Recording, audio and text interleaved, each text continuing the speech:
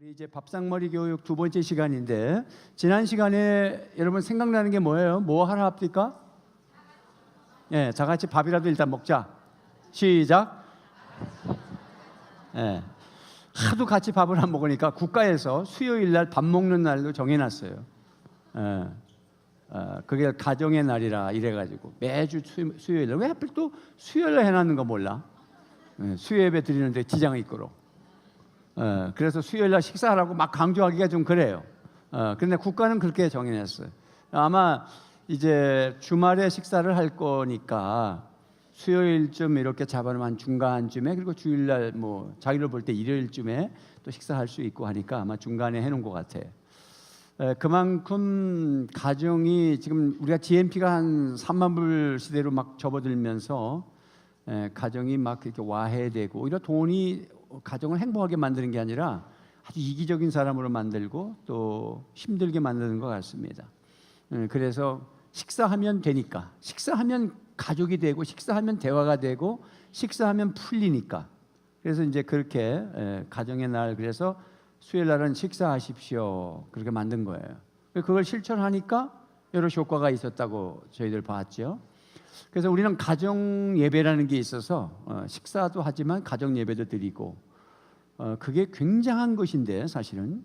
그래서 주일날 오늘 가정 예배 이제 가셔서 가정 예배 드리시기도 하고, 또 토요일 날 저녁에 정해서 하셔도 되고, 자유롭게. 제가 가정 예배 봉투를 가지고 기도를 하는데 보니까 어떤 가정은 뭐 매일 그 봉투가, 제가 어떤 거는 월, 화, 수, 목, 금, 토, 주 이렇게 칸을 질러낸 옛날 봉투가 있기도 하고, 어떤 건 그거 없이, 또 그러니까 또 매일 드려야 되니까 부담감 갖는 것 같아서 그거 없이 그냥 언제 가정 예배 드렸냐 그것만 묻는 봉투 두 가지가 있는데, 가끔 보면 그 월, 화, 수, 목, 금, 토, 주까지 다 체크해서 내시는 봉투를 가지고 가셔서 그때마다 이렇게 내시는 것 같아요. 그래서 매일 드리는 분들도 계시더라고요.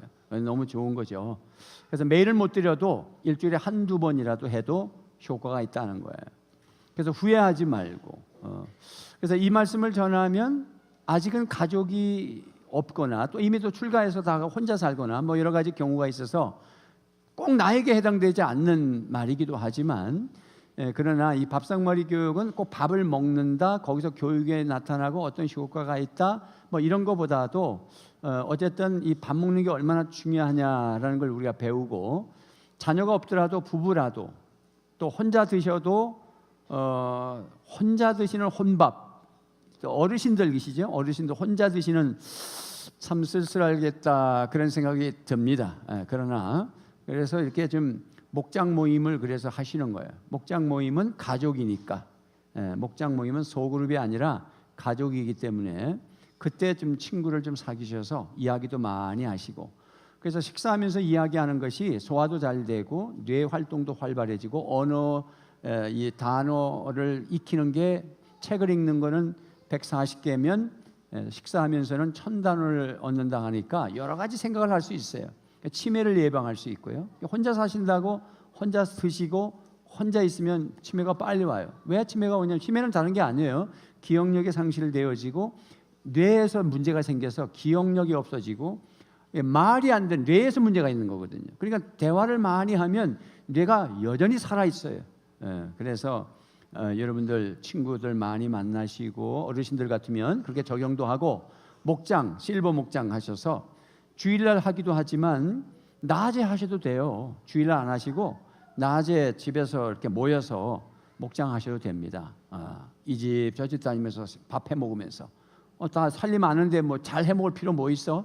그 하는 대로, 우리 먹는 대로 숟갈 넣고 그러면서 낮에 하셔. 주일날 안 해도. 그러면 더 충분히 나눌 수 있잖아요.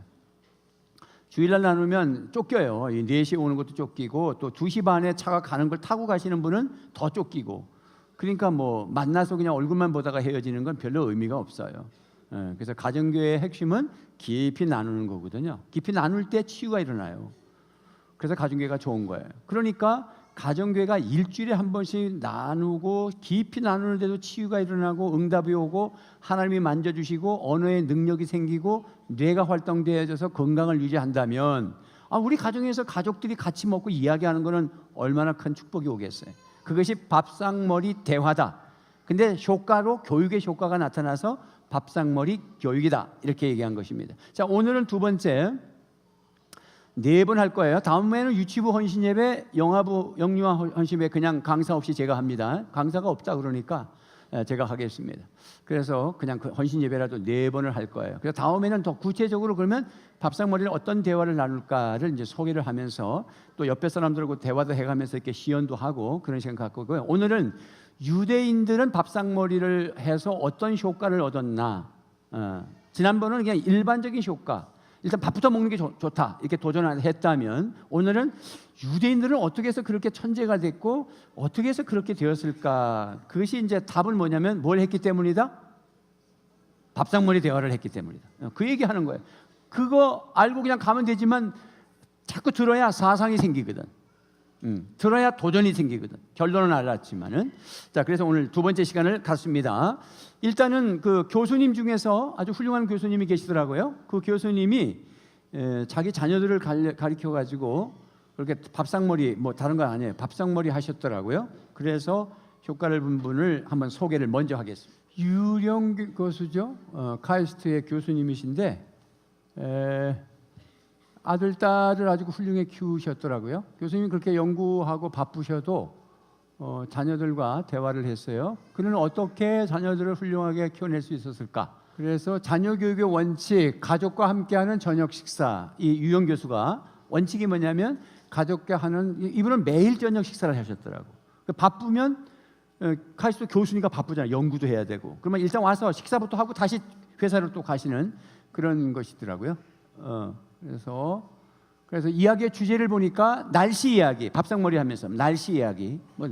뭐 교수니까 뭐 깊은 얘기 한 게 아니에요. 오늘 만난 사람들 이야기, 누구 만났니? 그 다음에 귀갓길에 오면서, 학교에서 오면서 귀갓길 이야기. 이게 3가지. 첫 번째 뭐예요? 날씨. 그 다음에 오늘 만난 사람들. 그 다음에 오면서 있었던 뭐 기차 타고 뭐 어쨌든 버스 타고 뭐 타고 오면서 이야기, 이런 걸 얘기를 했다는 거예요. 저는 특별한 것이 아니라 세상 사는 지혜, 주로 그런 것들을 자녀들에게 전해드리려고 노력해요. 또 함께 생활하면서 자녀들에게 흔들리지 않는 믿음을 주게 되는 거죠. 그렇게 바쁘셔도 하셨다는 것입니다. 간단하니까 우리가 실천할 수 있잖아요. 뭐 대화, 식사 대화 뭐 3가지인데 뭐라고 그래요? 날씨 얘기하고, 그 다음에 만난 사람들, 3번째는 귀갓길에 일어난 일들. 자, 옆에 분하고 오늘 날씨 얘기 좀 한번 해보죠. 자, 시작. 날씨. 오늘 날씨 좀 옆에 사람하고. 그 다음에 무슨 얘기했다? 만난 사람 얘기하고. 만난 사람 얘기하고. 그 다음에 귀갓길에 있었던 일들 그렇게 얘기한다라고 했죠. 자, 유대인의 창의 인재 교육은 밥상머리 대화에서 시작된다. 창의 인재, 즉 창의적. 이거는 뭐 우리 어르신들 지금 연세가 많으신 분들은 뭐 창의적 그렇게 뭐 별로 와 닿는 게 아니지만 우리 아들, 딸 또 손주, 손녀들은 다음 세대에 70가지의 직종이 없어지는 시대에 삽니다. 현재 하고 있는 일들을 70가지 정도가 없어져요. 로봇이나 이런 그 기계가 하는 시대. 또 어쨌든 간에 그런 인터넷 을 통해서 뭐 요즘 인터넷 가지고도 가게를 안 하는데 인터넷을 통해서 구입을 하는 그런 시대라서 이 가게를 오픈하고 뭘 판다는 게 개념이 이게 옛날 같지 않다는 거. 그래도 통닭은 인터넷을 통해서 주문해 가지고 맛이 없기 때문에 그나마 돼. 그래서 제일 벤처 창업할 수 있는 게 제일 쉬운 게 통닭이라서 통닭집이 한 집 걸러 있기 때문에 다 같이 망하고 있다는 게 좀 애석하지만 그거는 내가 볼 때 앞으로도 없어질 가능성은 없어요. 음식이기 때문에. 그러나 신발이라든지 이런 거는 진열해가지고 판다는 개념이 지금 별로 메리트가 없어요. 인터넷을 통해서 쫙쫙 훑어보면서 사거든요. 그래서 이제 앞으로 그런 것도 점점 이제 없어져가는 그런 시대인데, 어쨌든 창의적 인재라는 말은 뭐냐면 우리 자녀들이 머리를 써서 개발을 해서 뭘 만들어내서 먹고 살아야 되는 시대가 왔다, 곧 온다. 그러니까 인재는 공부를 잘 해서 점수가 많이 올라가고 그런 시대가 아니라 어떤 거 하나만 특출해도 먹고 사는 시대가 왔다, 그런 얘기입니다.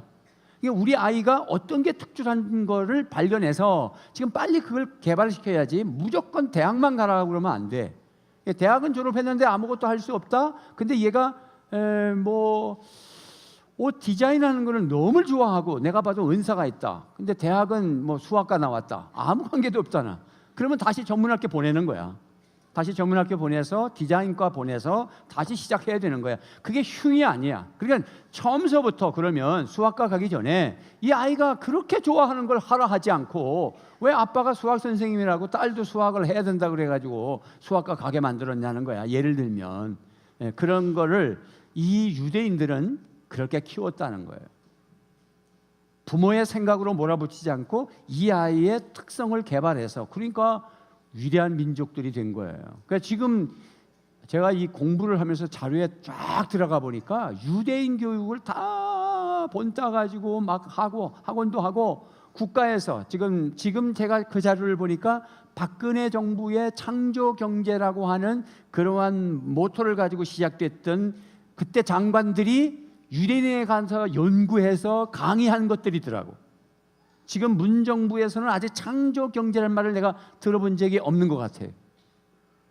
그래서 지금 앞에 정부 걸 무조건 없애고 하는 이거 조금 좋지 않은 거예요.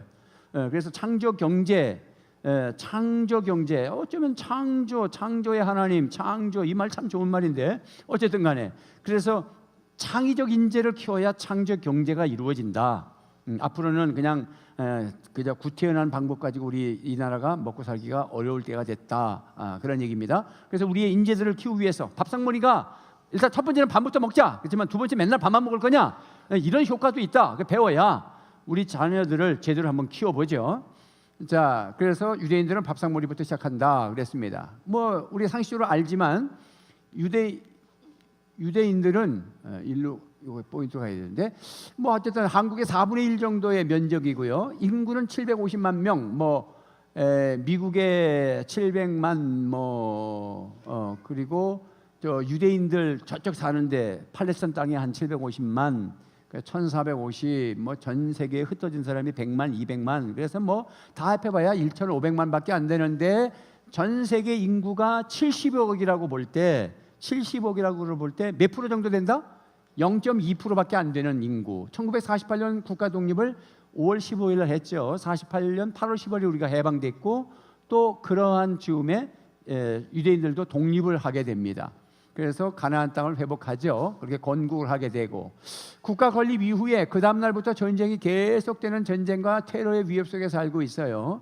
그래서 2000년간의 떠돌이 삶과 서름은 조국을 지켜야 한다는 강한 신념을 가지게 됐다. 여기에 이스라엘 땅이죠. 지중해고 여기가 이집트, 요르단, 시리아. 그러니까 우리는 북한만 지금 있지만 이쪽은 지금 더 위험한 거예요. 그래서 여기 틈바구니에서 산다는 게 이게 보통 일이 아니야. 이런 긴장감, 이런 고난의 역사, 이런 것들이 사람이 영웅이 되는 거야. 그래서 개천에서 용 난다는 말 쓰지만 요즘은 개천에서 용 못 난다 이렇게 얘기하죠. 왜냐하면 돈 있는 사람이 자녀를 키워서 또 돈 있는 사람이 된다 그러는데 그거는 어쩌면 맞는 말이지만 그래도 제가 보는 견지에서의 사람이 한 사람이 제대로 된 특수한 4차 산업의 그러한 4차 원적이 아니라 4차 산업의 인지가 있는 아이가 있다면 개천에서 용 난다. 믿습니까? 개천에서 용 나 지금도요. 골프 하나만 잘해도 돼. 그 다음에 농구 하나만 잘해도 되고. 그러니까 뭐든지 하나 잘하면 돼. 근데 옛날에는 그냥 공부해라, 무슨 운동을 하냐 다 그랬다고. 운동 잘하는데. 또 운동도 못하는데 또 자꾸 운동해라 하지 말고. 뭘 잘하는 걸 한번 생각해. 나는 아무것도 잘하는 게 없습니다. 그럴 리가 없다. 그러면 네 하고 싶은 거라도 한번 해봐라. 그래야 돼. 어차피 안 되는 걸 학원 보내봐야 학원비 아깝고 사교육비 다 들어가고. 근데 불안하니까 우리 부모 입장에서는 불안하니까 학원 보내는 거예요. 돈만 깨지는 거예요. 차라리 그 돈을 모아가지고 그 돈을 모아서 그가 청년 때가 됐을 때 통닭집을 일찍부터 하게끔 만드는 게 훨씬 빠르지 않겠나 어떻게 보면. 지금은 그런 시대지 무슨 대학을 나와야 된다 이런 건 옛날 얘기야. 옛날 얘기. 우리 학교 갈 때. 자, 그 얘기도 조금 나중에 할 겁니다. 유대인의 분야별 노벨상을 보면 경제, 돈과 관계되는 게 42%야. 0.2%밖에 안 되는 서울 인구보다 조금 많은 이 유대인들이 전 세계 70억 중에 경제학상 노벨상 받은 사람이 42%가 된다. 생리의학상은 28%, 물리학이 26%, 화학상이 20%, 문학상이 12%라고 하는 거예요. 그래서 노벨상 한 30%를 차지하는 유대인들을 보면은 이게 참 어떻게 이럴 수 있냐. 그래서 20세기를 바꾼, 지금은 21세기입니다. 그러니까 2000년도가 시작되면서 20세기, 21세기가 되잖아요. 그래서 2000년도에 결론을 내리면서 그동안 20세기의 중요한 인물들이 사실은 네 분인데 유대인만 제가 넣은 거예요. 한 사람은 누구냐면 찰스 다윈, 영국 사람. 진화론을 한 사람이 네 분의 인물이 났다라고 했는데 그분은 유대인이 아니야. 그래서 뺀 거예요. 세 분은 다, 네 분 중에 세 분은 다 유대인이에요. 알버트 아인슈타인은 과학자잖아요. 지그문트 프로이드라는 심리학자고, 칼 막스는 공산주의, 사회주의 이 창시자예요. 이게 무지무지한 공산주의를 만든 건 아니야. 그게 성경적인 거거든. 부를 나누자, 같이 먹고 잘 살자, 이런 걸 만든 유대인 사람이라는 거예요. 근데 그게 잘못 왜곡돼서 공산주의가 생긴 거지. 그런 얘기지. 이 사람이 공산주의의 이상한 그 과격한 공산주의를 유대인이 만들었다, 그런 뜻은 아니에요. 어쨌든 이런 훌륭한 분들이, 몇 사람이 안 되는, 세상에 이 인구가 얼마 안 되는 사람들이 20세기를 바꾼 인물들이 다 유대인이었다라는 것입니다. 오바마 대통령이 대통령 시절에 그 주위에 백악관 선임 고문이라든지 백악관 전 비서실장, 재무장관, FRB 의장이라든지 이런 분들이 다 유대인이에요. 그래서 미국도 유대인 품 안에 있다, 그런 얘기를 합니다.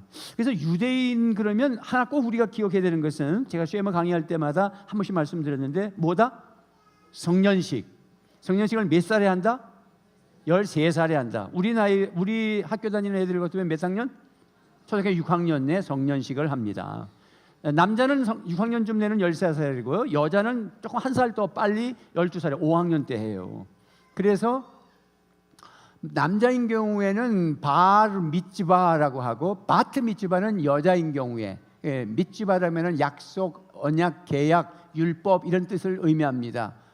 그래서 계약의 바르, 아들, 딸 이런 말이에요. 그래서 유대인 성년식이 왜 이렇게 중요하냐 했더니, 우리도 이제 청년들 성년식을 하라고 내가 한번 맡겨봤어요. 우리 기도하면서 5분씩 기도하면서 성년식을 한번 너희들이 한번 해봐라. 너희들이 탁 만들어봐라. 막 제가 조사해서 막 옛날 같으면 그렇게 설쳤지만, 일부러 이렇게 제가 공부를 하다 보니까 자꾸 뭘 맡겨서 너희들이 해봐라, 이러는 게 사람 키우는 거더라고. 제가 알아서 다 해주면 이게 씹어가지고 넘겨주면 바보 되는 거예요.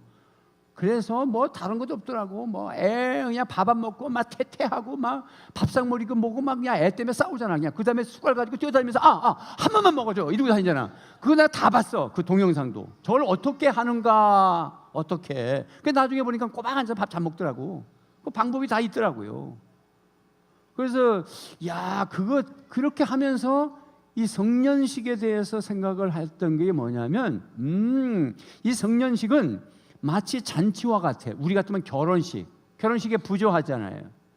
결혼식 부조하죠. 그러니까 많이 들어오면 결혼식에 한 3천만 원, 5천만 원 이렇게, 좀 부잣집에는 한 1억씩 들어온다고. 그러면 그 결혼식에 들어오는 거를 부모가 챙겨놨다가 또 다시 결혼식 하면 이제 빚을 또 갚기도 하고, 뭐 여러 가지 결혼시키면서 빚진 거 있으면 그것도 갚고 뭐 이렇게 쓰겠죠. 근데 유대인의 성년식에도 약 3천만에서 5천만 원이 들어오는 거야, 이 성년식을. 결혼식 모양.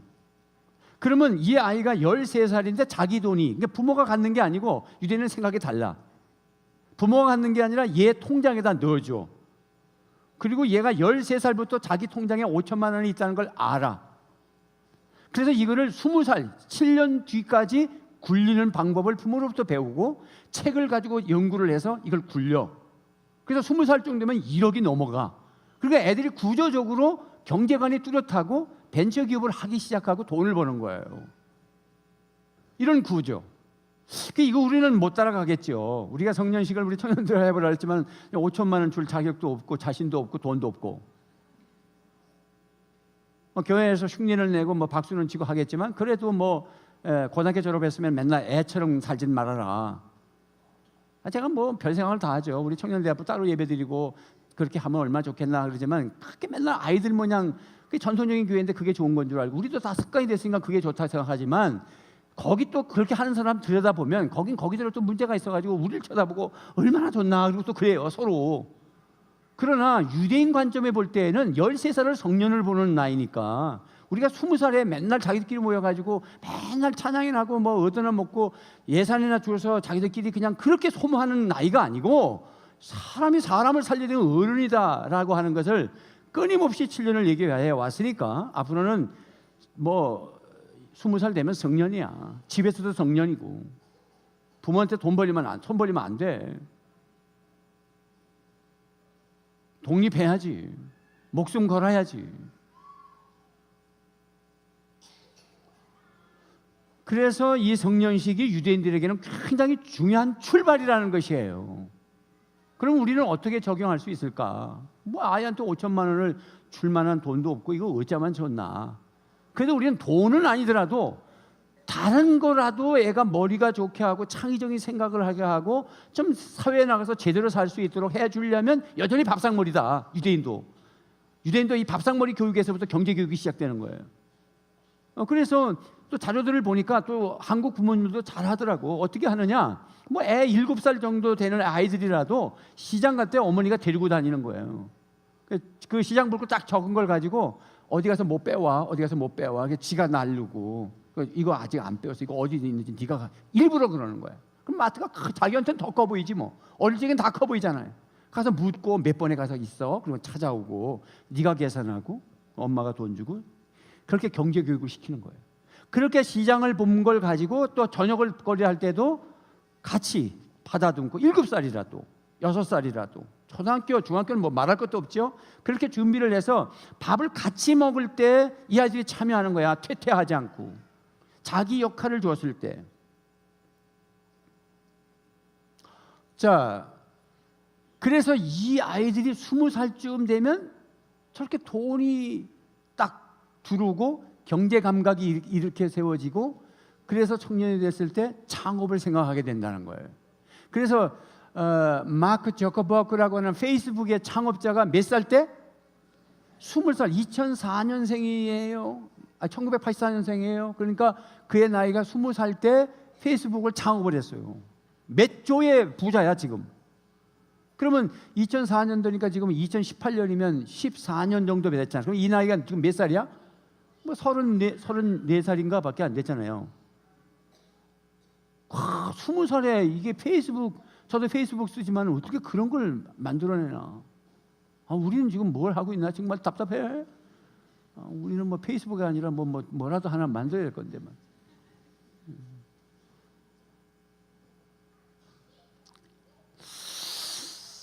자, 이렇게 젊은이들을 뭘 한다는 거 있잖아요. 젊은이들이. 이거 왜 또 뻑뻑해, 안 돌아가. 옳지. 구글 창업자, 구글 다 쓰시죠? 구글에는 제가 이렇게 PPT 만들 때 사진 자료라든지 막 그거 찾을 때 구글에 들어가서 치면 다 나와. 진짜 뭐 이제는 뭘 못한다, 없어서 못한다 그런 소리 하면 안 돼. 이게 저기 둘이서 한 거거든요. 그런데 다 이 세르게이 브린이라는 사람은 1973년생이고 2004년에 했으니까 25 구글 창업자예요. 얘네들, 이 젊은 애들 부러워요 진짜. 그 다음에 마이클 델이라는 사람은 1965년생인데 그의 나이가 19살 때 델 컴퓨터를 창업했어요. 유대인이에요, 다 유대인. 근데 그런 머리가 어디서 언제 돌아갔다? 밥상머리에서 돌아갔다는 거예요. 그 얘기하는 거야 지금 이거. 밥상머리에서. 아까 그 카이스트 교수님이 자기 자녀들도 학원 한 번 안 보내면서도 카이스트에 입학도 시키고 수제로 만든 거는 아까 3가지 대화밖에 안 했어. 뭐 깊은 얘기 안 했어요. 그래서 대화가 되면 그때부터 조금 좀 업그레이드해서 또 질문하면 아빠로서 또 대답도 하고 그렇게 했지만은 어쨌든 이 밥상머리 대화가 굉장히 중요하다는 거예요.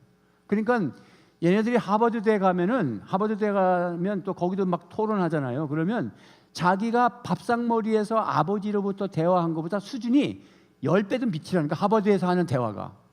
그러니까 부모들이 유대인 부모들이 굉장한 거죠. 우리 부모님들도 공부하셔야 되는 거예요. 책도 읽고 부모하고 자식들하고 대화하려면.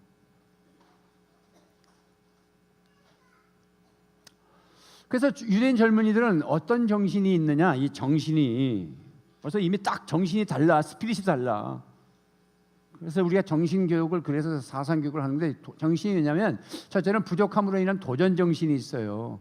국토가 늪과 사막, 전쟁으로 이루어졌고 절대적 물 부족과 에너지 부족이에요. 그래서 생존을 위한 도전 정신이 이들에게 있고요. 1970년대 해수에 잠수와 특허를 낸 사람이 유대인들의 바다에서 육지로 거꾸로 흐르는 강, 그다음에 30년간 30조 원 이상의 로열티를 획득하게 되고 1980년대 원자력 안전기술 특허, 석유 한 방울 나지 않는 이렇게 석유 없이 돌아가는 지구를 만들어야 되겠다. 그래서 특허를 내고 또 뭐 세계 인터넷 보안 기술 80%를 유대인들이 석권하는 이런 것. 둘째는 교육으로 축적된 지식. 그래서 랍비가 왕이 유대인들의 그 설화 중에 왕이 마을에 가서 이 마을을 지키는 사람을 데려와라. 이 마을을 지키는 사람을 데려와라. 그랬더니 경찰서장 데려오고 안 된다 그랬더니 또 군대가 주둔하니까 군대 장관을 데려오고 막 그랬다잖아요. 근데 이 왕이 생각하는 건 뭐냐면 랍비를 데려와야, 교육을 하는 사람, 선생님을 데려와야 돼.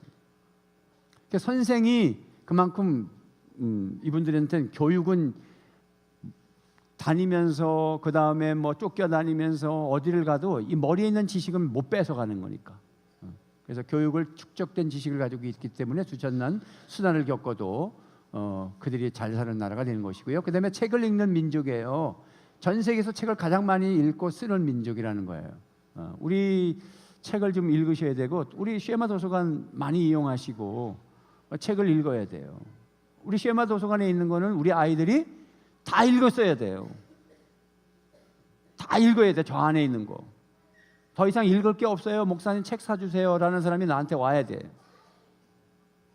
계속 책을 읽고 쓰고 거기서 창조 행위가 나오는 거예요. 벤처 캐피털인데 이 사람들은 티컴 올람이라고 그러는데 세계를 고친다 이런 생각을 가지고 있어요. 티쿤 올람.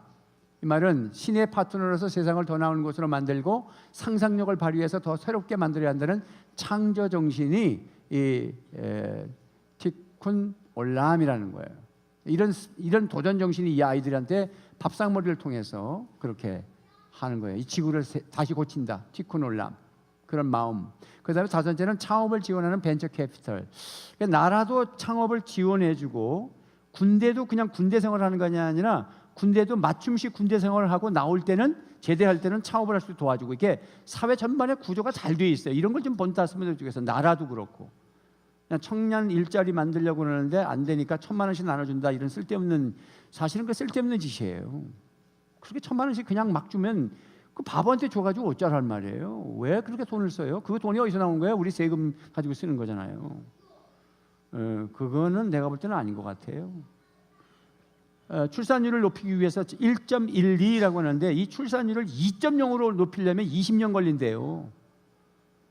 30살짜리가 생각이 바뀌어서 아기 낳으려니까 50세가 됐어. 그러니까 이게 참 불가능한 게, 돈을 갖다가 2조 3조를 막 들이붓는데도 계속 내려가는 거예요. 이게 돈이 잘 써야 되는데, 이 장관들이 강의하는 걸 내가 들어봤는데 어떻게 보면 답답하더라고요. 뭐 장관이라고 신이 아닙니까? 그래서 참 이게 나라 수재들이 이제 지금 대통령을 잘 보좌하고 그렇게 해야 되는데, 지금 보니까 뭐 제가 이게 기사도 보고 하니까 청년 일자리 창출을 위해서 힘쓰고 심려를 기울이는데, 요즘은 뭐 남북 이거 문제 때문에 다른 건 아예 생각도 못 하고 있고, 거기가 뭐 대단한 것이라고 그냥 아직 목을 걸고 있는데, 그거는 그것들을 해야 되지만 나라 살림도 해야 되겠지만은 청년 일자리에 신경을 써야 되고, 또 일자리가 없어서 지금 뭐 노는 사람한테 1,000만 원 준다, 이게 1,000만 원이 이게 얼마나 큰 돈입니까? 하나 애한테 1,000만 원이면 10명이면 1억이고 100명이면 10억이 날아가고, 100명만 됩니까? 1,000명이면 이건 무슨 얘기입니까? 이거는 말이 안 되는 걸. 그래서 명문대 애들이 지금 피켓을 딱 들고 나왔다고. 우리는 돈 1,000만 원이 필요한 게 아니다고. 잘못하고 있어요. 유대인들에게 배워야 되는 거예요. 돈에 대한 긍정적인 사고방식이 유대인의 강점이에요. 돈을 가지고 굴려서 세계를 고친다, 인류에 이바지한다, 이런 생각을 가지고 있는 것입니다. 그래서 이 사람들은 각자의 이렇게 어렵고 고난을 겪으면서 다니면서도 일왕 속에 돈은 곧 목숨이다 이렇게 생각을 하도록 스피릿 교육이 갔고요. 그래서 유대인은 Jewish라고 영어로 되어 있지만 보석이 jewelry라고 하는데 어원이 같아. 보석과 유대인이란 말이 어원이 같아. 그만큼 돈에 대해서 관심이 많고 경제에 대해서 관심이 많고, 예수님도 유대인이시잖아요. 그래서 비유를 들면 꼭 달란트 돈 가지고 말씀하셨어. 한 달란트 그거 은행에 갔다가 이자라도 가지고 가주지 않냐 이렇게 표현하시잖아요. 돈을 긍정적으로 보셨잖아요. 관리도 할 줄 알아야 된다. 배를 남겨야지. 너 왜 아무것도 못 남겼냐. 그러면 일하기 싫거든 은행에다 놓으면 이자라도 안 받겠냐. 예수님이 입으로 하신 말씀이에요. 우리는 돈 그러면 뭐 부자 그러면 아주 죄인 것처럼 우리 다루는데 절대 그거는 말이 안 돼. 성경적으로 말이 안 됩니다.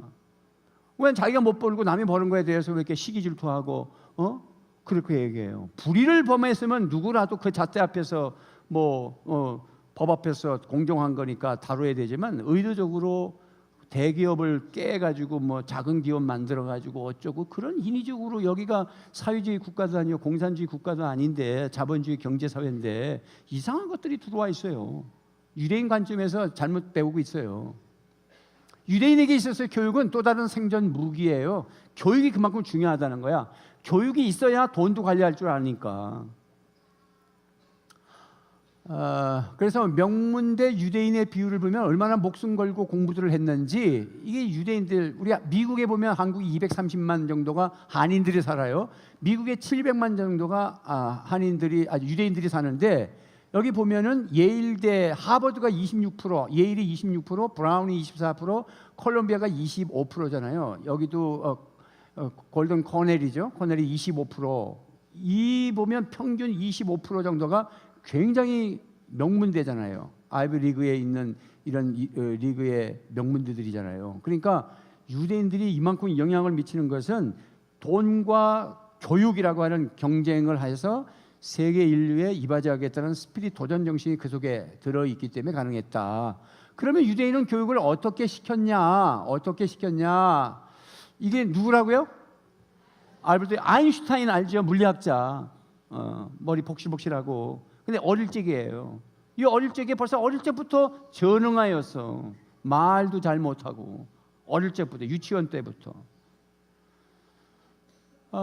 그리고 이렇게 학생이 돼서 학교 들어갔을 때는 더 말할 것도 없었어. 그래서 선생님이 평가를 하는데 이 아이는 학교의 부적극자입니다. 부적극자, 이게 안 돼요. 아이들하고 사회생활도 안 하고 대화도 안 되고 선생님 말도 말귀도 못 알아듣습니다. 부모한테 편지를 써서 평가를 해서 보냈어요. 근데 어머니가 아인슈타인, 엄마는 말이야, 너는 이 세상에 가장 최고라고 생각해. 왜냐하면 너하고 똑같은 사람은 없기 때문이야. 네 반에서 너가 최고로 똑똑하기 때문에 걔네들하고 다른 거야. 선생님이 그렇게 말한 거는 잘못된 거다. 그거는 점수로 얘기한 건데, 내가 애미가 볼 때에는 그거는 너는 걔네들하고 똑같지 않다는 뜻이잖아. 그러니까 너는 가장 우수한 인물이야 라고 하면서 키웠어. 그래서 유대인들이 남보다 뛰어남을 교육하지 않고 남보다 다름에 대해서 교육했다. 그래서 우리 한국 부모들이, 우리가 이제 여기서 도전을 받는 것은 1등, 2등, 3등, 1등 했어. 이번에 2등 했어. 만점 받았어. 그것이 다음에 만점 받고 싶어 하는 도전은 줄 수 있어. 근데 그것이 너무 지나치면 커닝해. 커닝하기 시작하면 실력이 없어요. 그래서 학교 성적, 내신 성적은 좋은데 전국에 이제 대학 입시 모의고사를 칠 때 확 떨어집니다. 이건 전과목을 치는 거니까. 왜? 그동안 암송만 해가지고 1등만 하려고 했기 때문에 전체 볼 때는 이제는 창의적인 생각을 가지고 그 풀었던 걸 가지고 이걸 풀어내야 되는데 점수가 확 들어서 엄마가 확 놀라는 거야. 그래서 네가 긴장해서 그러냐? 우황청심만 사주고. 아니야. 처음서부터 교육이 잘못됐기 때문에 그래. 그래서 유대인들은 그렇게 키우지 않는다. 몇 점이냐 그게 중요하지 않아. 그래서 이제 우리도 교육이 이제 거꾸로 교육하기 이래가지고 토론도 많이 하는 교육으로 바뀌기도 시작하고 하브루타로 바뀌기도 시작하고 사회 교육이, 불신자 교육도 그렇게 하지만은 이제는 아까도 제가 나중에 얘기했지만은 초등학교 이제 옛날 우리 학교 다닐 때는 수미양가 이렇게 막 했어요. 이게 일본에서 온 거예요. 사무라이 정신으로 막 먹인 거예요, 이거. 일본 잔재가 나쁜 것도 많아, 좋은 것도 많지만은. 그래서 아무리 우리가 이렇게 서로 수교를 했어도 일본 영화를 영화관에서 공개적으로 영화를 상영을 안 하잖아. 우리가 이렇게 뭐 다운 받아서 볼 수는 있어도 그러잖아요. 그러니까 아직은 그런 팽팽한 긴장감 속에서 하는데 거기에 잔재가 잘못된 것 중에 하나가 이렇게 점수별로 인간을 평가했다는 거. 점수별로. 그건 아주 창의적이지 못한 거예요. 그거보다는 성실함, 태도 그런 걸 봐야 되는 거죠. 자, 그래서 이 어머니 폴린 아인슈타인은 남보다 뛰어남이 아니라 남보다 다름으로 아이를 교육을 했고 그래서 위대한 인물을 만들어냈다는 거예요. 그래서 유대인의 창의성은 교육의 핵심이 대화와 뭐다? 토론이에요. 교육의 핵심이 뭐다? 대화와 토론이에요. 우리는 교육을 하면서 이렇게 제가 이번에 가정교회 평신호 세미나를 하면서 숫자가 작게 왔기 때문에 15명 오셨어요. 그래서 제가 이게 원탁 테이블을 딱 하고 이제 앉아가지고 질문을 하면서 했는데 우리 모두가 다 그렇지만 이렇게 질문하라 그러고 내가 질문하면 굉장히 힘들어해요. 그렇게 안 커왔어요. 근데 유대인들은 질문 강의가 못 나갈 정도로. 우리는 만약에 질문을 누가 많이 하면 아주 이상한 사람이에요. 학생들도 서로 눈치 줘요. 제가 왜 저렇게 뭐 설쳐? 왜 이렇게 강의하는데 지 혼자 저렇게 설쳐? 그렇게 얘기해요. 그래서 하브루타 우리 이제 뭐 조금 배웠죠. 그래서 대화하고 토론하고 여기서 창의성이 올라가는 거죠. 그래서 이거 한번 봤지만 또 다시 한번 보겠습니다. You don't seem studying. You're just arguing. Yeah. So the way that it works is it's a unique learning style. Basically, the way it works is you learn in pairs called chabrusas. 학생들은 지금 하브루타 중입니다. Well, traditionally in the Talmud, it means having a study partner. The idea is you learn better that way than if you just learn by yourself, because someone challenges you. And this was true of my education also. I think one reason that the students did so well was we learned from each other. 도서관입니다. 혼자 하는 공부보다 묻고 토론하는 공부를 중시하는 유대인들. 하브루타는 말하는 공부법입니다. I mean, it's true for everything. That speaking out an idea makes it clear for you. Also helps you 사고가 remember 명확해진다. what you're learning.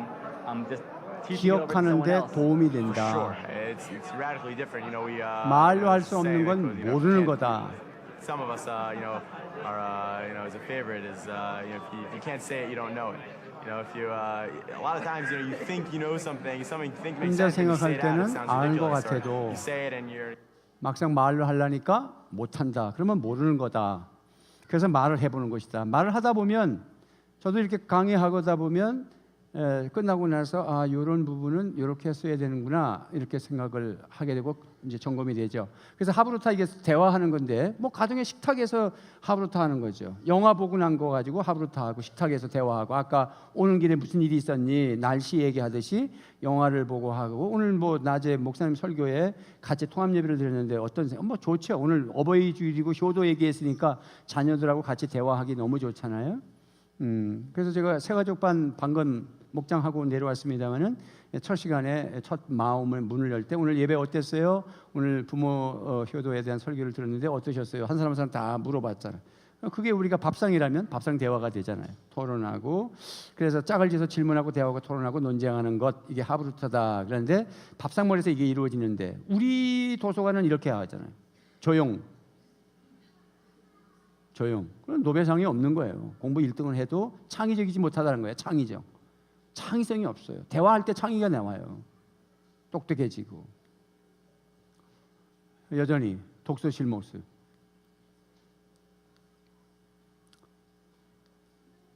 그래서 수업 중에 학생들이 제일 많이 듣는 말이 뭐냐 그랬더니 조용히 해. 정신 차려. 그래서 우리 학교 모습입니다. 요즘 전부 자빠져 자고 저기서 선생님이 강의한다는 것도 대단해. 자빠져 자도 그러니까 자기 월급 타면 되니까. 요즘은 뭐라 그래봐야 경찰서에 고발하니까. 부모도 와서 뭐 휴대폰 뺏어도 휴대폰 볼 수 있는 인권이라는 거 보는 것도. 그런 얘기하니까 이제 교육도 그냥 막 하는 거야. 공부 따라오는 한 요 앞에 앞줄 아이는 나머지 다 자. 그래서 말 안 한대 요즘. 요즘 그 모습이에요. 그래서 유대인들에게는 그 안의 사상이 후추파 정신이라 그래가지고 이스라엘에서 이 후추파란 말은 담대함, 저돌적 이런 말이에요. 뻔뻔함 이런 뜻이에요 이 말이. 그러니까 무슨 질문할 때 단돌하게 질문을 하고 뻔뻔하게 얘기하고 마치 예의 없는 것처럼 도전하고. 그래서 군대에서도 상하 관계에서도 서로 토론하고 질문하고 군대에서도 질문 그게 몸에 배어 있는 거예요. 그리고 우리는 무슨 질문을 해 그런 거. 교수님한테 그런 신뢰야. 그런 게 아니라. 어느 교수님이 제가 자료를 이렇게 공부하다 보니까 어느 교수님이 대학생들한테 딱 첫 번째 서가지고 제가 여러분들 볼 때 정말 긴장하고 왔습니다. 그래서 선배 교수님한테 어떻게 하면 긴장하지 않고 저들 앞에 설 수 있습니까? 하고 물으니까 염려하지 마라. 왜냐고 물으니까 아무도 질문하지 않는다. 그랬다고 하면서 처음 시작하더라고. 그러니까 학생들이 질문하지 않으니까 뭐 염려할 게 뭐 있어. 교수가 자기 할 일만 하고 내려가면 되죠. 질문할 때 제일 겁나는 거잖아요. 자, 질문 없습니까? 이럴 때 솔직히 말해서 겁나는 거거든요. 그러니까 그냥 형식대로 하는 말이에요. 맨 끝에 그것도 5분 남겨놓고 질문 없습니까? 뭐 됐죠? 그냥 끝나는 거 하는 거예요. 그래서 사실은 수업 시간에 끊임없이 질문해야 되는 거예요. 교수도 노트가 그냥 너덜너덜 해가지고 옛날 고리타라 보는 거 개발도 안 한 거 이런 거 가지고 하거든요. 읽어주면서. 그러니까 막 그걸 또 노트북 나누고 쫙 적어가지고 암송해서 적고 그게 애학점이고 이런 구조 가지고는 창의적인 생각이 안 나죠. 그러니까 교수도 이제 연구해야 되는 거예요. 그런 그 20년 전 노트 그냥 노랗게 바른 걸 가지고 읽듯이 퇴출당해야 되는 거야. 이 나라가 발전하려면 뭔가 제대로 탁 들어있는 거 가지고 주고받을 수 있어야 되는 거지. 이야기가 뭘 얘기하면 그 말이 무슨 말인지 말길 알아야 되는데 겁나는 거면 그러면 큰일 나는 거죠. 그래서 이게 유대인은 밥상머리에서 뻔뻔함, 즉 도전적인 거, 도발적인 거 이게 후추파 정신인데 그렇게 대화하는 거 어릴 때부터 키웠기 때문에 전 나라가 다 그런 모습이기 때문에 변호사를 해도 유대인 변호사를 사면은 반드시 이긴다고 그러잖아요. 미국에서. 그 조사해가지고 온 게 페이퍼가 이만큼 가지고 탁 놓고 앉는다잖아. 그리고 유대인이 경영하는 홈 그 집에 이게 이제 만약에 들어가 사는 것 같으면은 A4 용지로다가 큰 백과사전만한 거를 이렇게 준대. 이게 우리 집에 살 때 지켜야 될 겁니다. 그래 우리 한국 사람들은 그거 안 읽어. 그거 안 읽어서 이제 며칠 살다가 뭐 TV 소리가 나고 뭐 그러면은 딱 와가지고 경고 한 번 주는 거야. TV 소리가 바깥에 들리면 나가셔야 됩니다. 그런 게 어디 있습니까? 그거 안 읽어봤냐는 거예요. 이만큼이야. 그러니까 이분들의 생각은 논리적이고 분명한 이유가 있고, 그리고 규율에 있고 합법적이고. 그러니까 변호사를 그분들을 사면 이긴다는 거죠. 그래서 유대인의 창의성은 교육의 특징은 질문을 중시하고 그 질문이 호기심 같은 질문, 상상력 같은 질문, 이런 질문들. 그래서 우리 애들을 키울 때 엉뚱한 질문하니까 이거 창의적 인재야. 창의적 인재. 아주 독특하게 생각하는 거 있잖아요. 그래서 우리 옛날에 송기열 목사 자기 아들들 비행기 타고 오는데 큰아가 구름이 너무 멋있다. 야, 그러니까 둘째 아이가 형 떨어지면 죽어. 그랬다잖아요. 멋있다는 아이하고 떨어지면 죽어는 사실적이고 팩트지만 멋있다는 아이는 품성이 좋은 아이죠. 자, 그래서 유대인의 어머니의 질문은 학교 갔다 와서 뭘 배웠니? 라고 질문하지 않고 뭐라고 해야 할까? 옳지, 뭘 질문했냐? 그런다는 거예요. 이제 바꿔야지 우리도. 애가 학교 갔다 오면 선생님한테 뭐 질문했어? 아무것도 안 했어요. 질문하면 매 맞아요. 예를 들게 그렇게 한다면 이게 참 교육의 문제. 그러면 공교육에서 질문과 답이라는 것이 구조가 안 돼 있으면 부모가 더더욱 집에서 밥상머리에서 뭘 배웠는지 하나씩 이제 질문을 통해서 그가 말하도록 만들어줘야 되겠죠. 질문의 능력은 어디서 키우냐? 가정에서. 어디에서요? 가정에서. 유대인들 얘기 그대로 하는 거예요. 그래서 가정이 교육의 중심이다라는 거예요. 저기서부터 아이들이 학교로 가고 학교도 다 그렇게 하브루타 하고, 도서관에 가서도 하브루타 하고, 모든 구조가 다 하브루타 하고, 그다음에 공부하는 교수님도 하브루타식으로 하고, 시험도 하브루타로 하고. 그래서 가정의 뭐야? 그래서 가정의 핵심, 가정교육의 핵심은 뭐다? 밥상머리 교육이다. 밥상머리 교육이다. Justice, 정의란 무엇인가? 이 책을 쓰시고, 이게 하버드대 교수시잖아요. 마이클 샌델이라는 분이 우리나라에 한번 오셨습니다. 이 명강사예요. 이 사람이 뭐라 그랬냐면, 이 가운데 보면 우리나라에 와서 이 인터뷰할 때 시작. 아이에게 틀렸다 말하지 마세요. 대화 통해 생각하는 힘 커집니다.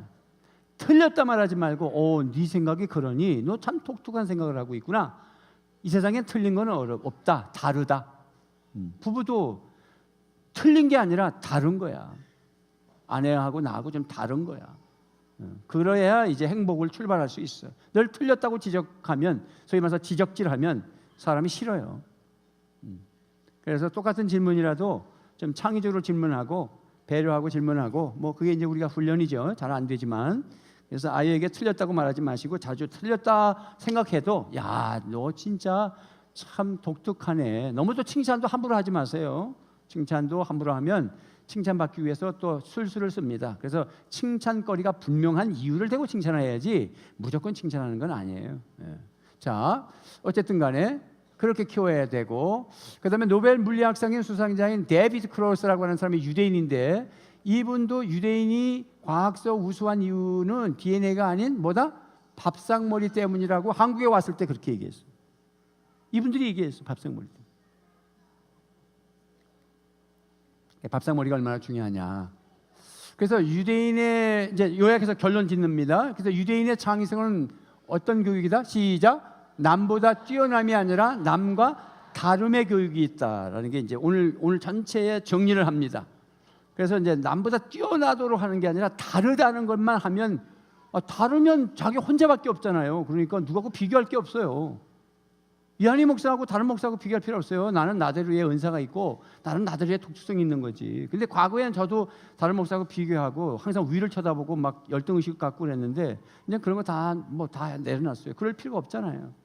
교회도 막 비교하고 사이즈 비교하고 막, 아이고 참을 그럴 때가 있었습니다. 가락교회, 저 농촌교회에 있으면서 그때 참 많이 그랬어요. 불이 붙을 때니까 30살 때. 그 농촌교회 뭐 많아봐야 100명 앉혀놓고 예배당 어떻게 비교했는 줄 아세요? 서울에 세미나 올라가면서 바깥에 차창을 보면서 교회 부흥을 꿈꾸면서, 그 다음에 그 예배당이 슉 지나가잖아요. 그러면 그 유리창이 타원형으로 이렇게 유리창들이 있잖아요. 그걸 세는 거야. 하나, 둘, 셋, 넷, 다섯, 여섯. 우리 가락교회가 6개였어. 유리창이 고만해. 근데 하나, 둘, 셋, 넷, 다섯, 여섯, 일곱, 여덟, 아홉, 열, 그러면 내가 속이 상했어. 우리보다 4개나 더 많네. 그래서 이렇게 이루어봐야 그게 무슨 의미가 있어요. 언제 전부터는 그런 거에서 내려놨어요. 그래서 창의적이고 나만의 독특함과 나만의 은사를 가지고 내 충성하다가 주님 앞에 서면 되는 거지. 여러분도 마찬가지야. 할렐루야. 여러분 자신이 누구냐가 필요하지, 누구하고 비교하고, 제가 누구하고 비교하면서 여러분들을 뭐 평가한다 그러면, 목사님 그렇게 하면 틀리는 거 아니에요? 이렇게 얘기해요. 제가 안 하려고 노력하고 있습니다. 누구하고 비교하지는 않습니다. 여러분 자체를 놓고 내가 뭐라 하지? 끌어올리려고 하죠. 두 번째는 대화와 토론을 통해서 확인하고 발전하는 것이다. 이게 요약입니다. 대화와 토론을 통해서. 그래서 밥상머리에서 하는 거예요. 대화와 토론 계속.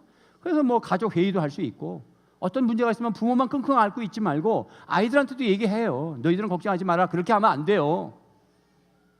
그러면 나중에 상처로만 다 남아요. 그래서 아버지가 망해서 우리가 그때 고생했습니다. 이렇게 지금도 어른들 나눠보면은 부도가 나가지고 고생했습니다. 근데 부도가 나기까지 갑자기 난 게 아닐 거란 말이죠. 그걸 앞에서부터 쭉 얘기를 해야 되는 거야. 그것이 상처가 되지 않아. 그러면 아버지의 마음이 얼마나 아팠겠느냐라고 대화를 이렇게 할 건데 상처가 됐다고 그러잖아요. 그래서 대화를 통해서 다 밝혀야 돼요. 우리 목장에서 속을 다 내놓듯이 가정도 다 내놔야 되는 거예요. 그래서 질문을 중시하는 교육이다라는 것이죠. 질문을 해라. 질문을. 그 다음에 네 번째는 교육의 중심은 가정, 밥상머리 교육이다라고 하는 것입니다. 교육의 중심은 어디다? 가정이에요. 왜냐하면 가정은 매일 만나잖아. 목장은 일주일에 한 번 만나요. 우리 가정교회에서 어린이 목장이나 올리브 블레싱을 하는 것은 다음의 신앙의 전수를 위하여 이렇게 얘기를 합니다. 그런데 일주일에 한 번 만나가지고 거기서 무슨 큰 효과를 얻느냐? 그래도 효과가 있단 말이지. 왜냐하면 우리가 핵가족으로 살고 있고 형제가 없는 가운데서 애들이 몰려들면 아이들 때문에 목장을 더 잘 되고 애들이 목장에 가자고 막 부모님한테 떼짱을 쓰고 뭐 그러는 만큼의 가정교회가 정착이 됐잖아요. 그런데 가정이 만약에 자녀들하고 다 있는 가정이라면 매일 식탁을 대하면 더 좋고, 그것이 안 되면 일주일에 한 번이라도 실천하셔야 된다는 것입니다. 그래서 대화 없는 가정이 좋은 가정이 아니라 대화해야 된다. 대화해야 된다 할 때 대놓고 화내는 게 아니고 그렇게 하셔야 된다. 자, 오늘 말씀 나눈 거, 자, 여기까지 우리 서로 이렇게 서로 교제하면서 무슨 교훈을 받았는지까지만 1분 동안 시간 드리겠습니다. 자, 한번 이야기해봐요.